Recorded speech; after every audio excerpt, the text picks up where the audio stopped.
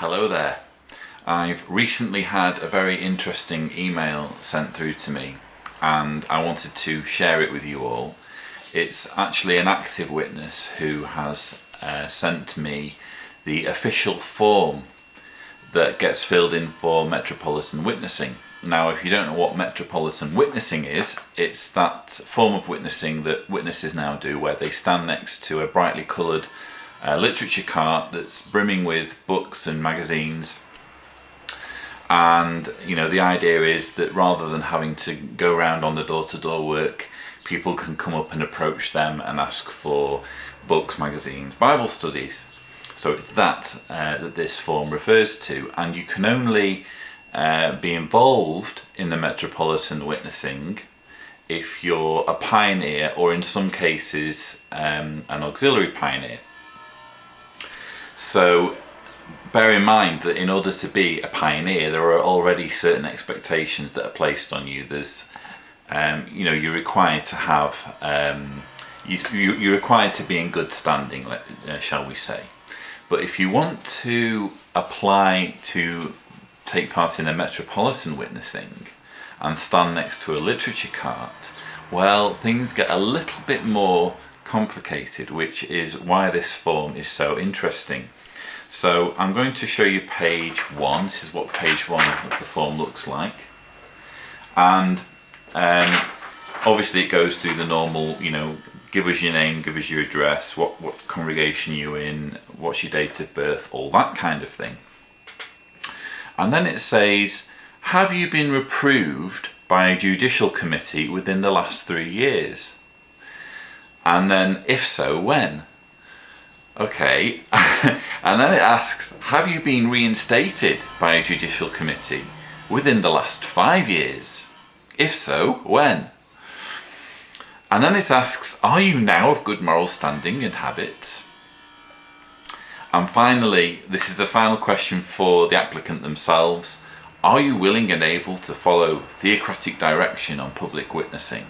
Now, again, this is to be filled in by somebody who is already a regular pioneer. So it's not just for any witness. They already need to be showing some degree of zeal, enthusiasm. They already need to have a degree of good standing within the congregation to even be a pioneer, and they're now being asked to answer these sorts of questions. But the questions of a judicial nature are very interesting, because when you're a witness, you're taught that forgiveness, Jehovah's forgiveness, is complete. So if you do something wrong and you come and confess your sins and you're forgiven, that forgiveness is complete. And there's just a couple, I could give you loads of quotes, but I'll just give you a couple.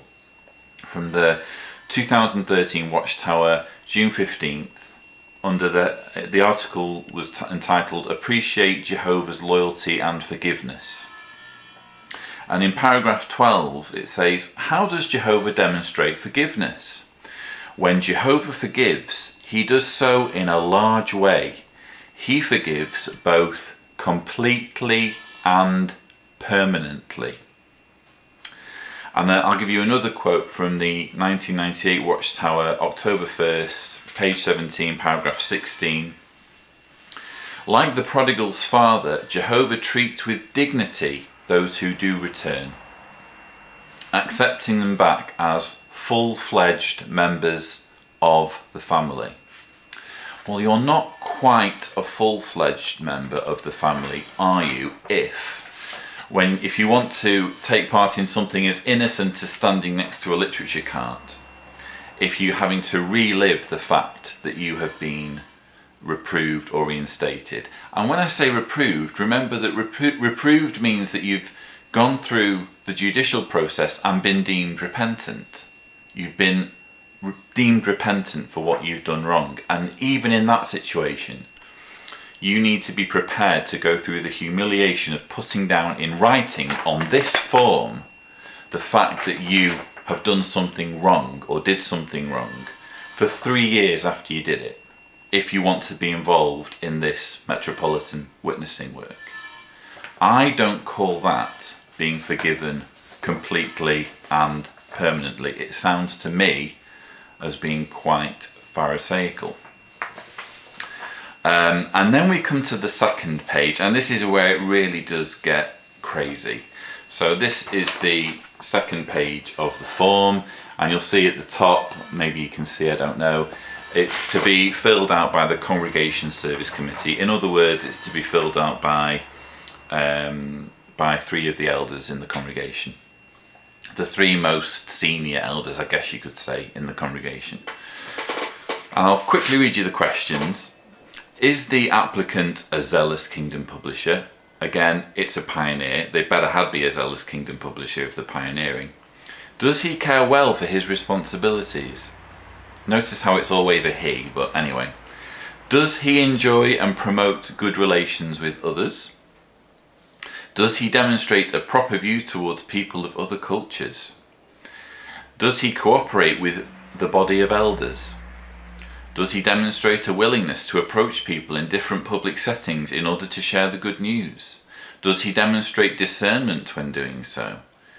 How do you demonstrate discernment when you do it? Anyway, if the applicant has been disfellowshipped or disassociated in the past, was he reinstated within the past 5 years? If so, when? Has he been reproved by a judicial committee in the last 3 years? Question mark. When? Question mark. Date restrictions lifted. Is he now of good moral standing and habits? And rather than being a yes, no, there's a nice long dotted line for the elders to go to town on that question. And question 10, do you recommend that he be trained for this special public witnessing programme? Quite rigorous questions to be asking of someone who is already a pioneer, someone who is already regularly preaching as a witness. And finally, this is the most unbelievable part of the form. There's a box which you can see here, probably, I don't know. It says, your personal rating of the applicant. Whenever possible, close relatives should not sign the application. And it gives 4 criteria for this applicant.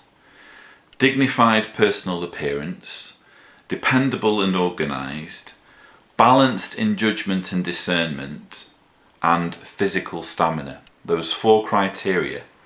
And the service committee are to rate each of those criteria from A to E. A is excellent, B is good, C is average, qualifies, D is poor, may not qualify, and E is does not qualify.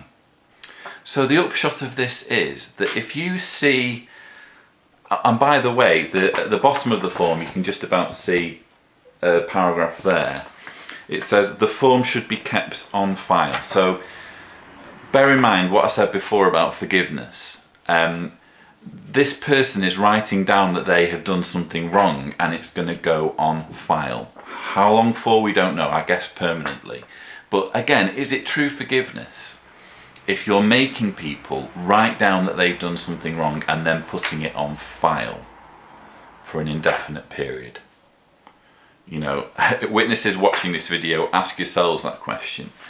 But I just find it jaw-dropping that when you see a witness now who is engaged in the Metropolitan witnessing, you now know that they have had to jump through these hoops in order to do such a simple thing as stand next to a cart full of books. Absolutely unbelievable, and it really does reinforce in my mind how crazy and litigious and pedantic the organisation is becoming. And the person who sent me this document has actually told me that he knows of at least 1 potential applicant that was put off by this form. So in other words, watch how I lost someone from doing the Metropolitan witnessing because of how ridiculous this form is. And I say, good for you, whoever did that. Thank you for having some self-respect and some dignity, because these are just ridiculous questions. And Watchtower should be grateful that they've managed to coerce anyone into doing that kind of work. But then to make people jump through these kind of hoops and relive past indiscretions in this kind of shameless way, it's absolutely shocking. and I am only too pleased to draw attention to it. I'm going to write an article on it. A link will be in the description, and as always, thank you for watching.